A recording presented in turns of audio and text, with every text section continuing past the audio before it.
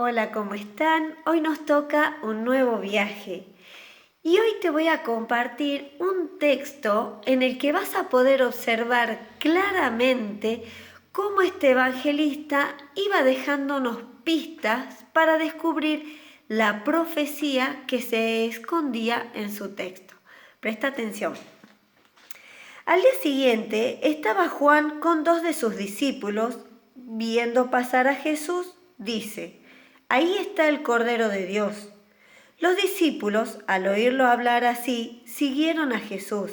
Jesús se volvió y al ver que le seguían, les dice: «¿Qué buscan?». Respondieron: «Rabí», que significa maestro. «¿Dónde vives?». Les dice: «Vengan y vean».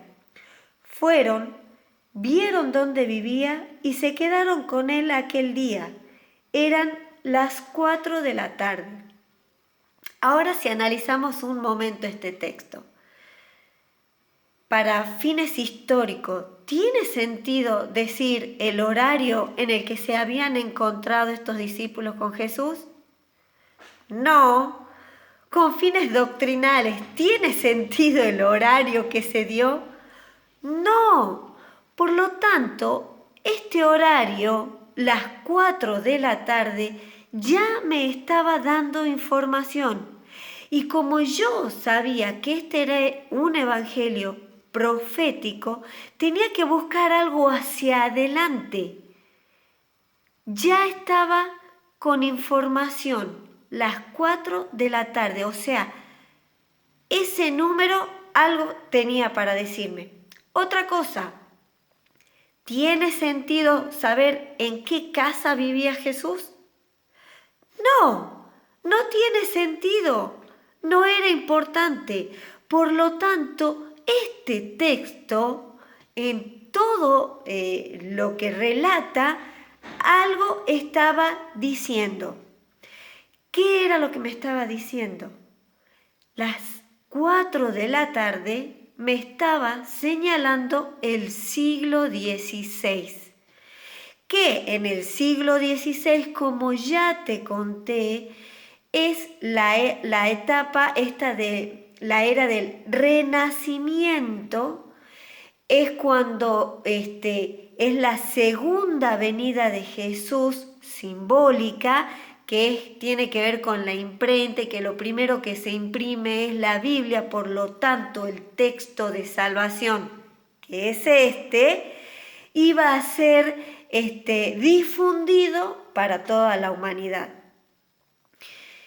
Lógicamente, y que también sucede en el siglo XVI, la fundación de la Compañía de Jesús, pero no es que yo leyendo este texto ya sabía que se estaba refiriendo a la fundación de la Compañía de Jesús, no, porque todo este evangelio es un gran rompecabezas que cuando tuve las piezas es que pude ir armándolo. De hecho, cuando yo me entero que se estaba refiriendo a los jesuitas, fue recién cuando el Papa Francisco fue electo Papa. Porque yo justo en ese momento, o sea, imagínense de cuándo le estoy hablando, justo en ese momento yo estaba tratando de entender las negaciones de Pedro. Yo sabía que tenía que ver con algún papa. Yo pensaba, bueno, eran 3 antipapas o qué habrá hecho algún papa, y estaba buscando y buscando información. Cuando sale el Papa Francisco, electo papa, y me entero que es jesuita, es cuando empiezo a leer sobre los jesuitas, y ahí es cuando todo este rompecabezas toma sentido y puedo terminar de armarlo. Y por eso este saber de las 4 de la tarde tiene que ver con la época, es decir, el siglo XVI, que es cuando se funda la Compañía de Jesús. De hecho, esto de los primeros discípulos, ¿cómo está relacionado con la Compañía de Jesús? Pero también te quiero decir algo respecto al bautismo. Y este paralelismo que tenía que haber entre Jesús, el primer Mesías, y el Papa Francisco, que es el segundo Mesías. Este autor, en primer lugar, al relatar la vida de Jesús, te va profetizando la del segundo Mesías. Y el bautismo de Juan, que en su primer momento era para que se manifestara el primer Mesías, es decir, Jesús, tenía que continuar el bautismo para que se manifestara el segundo Mesías. Es decir, el bautismo lo que te muestra es que sale desde adentro. Este Mesías, el primero, Jesús, es desde dentro del judaísmo.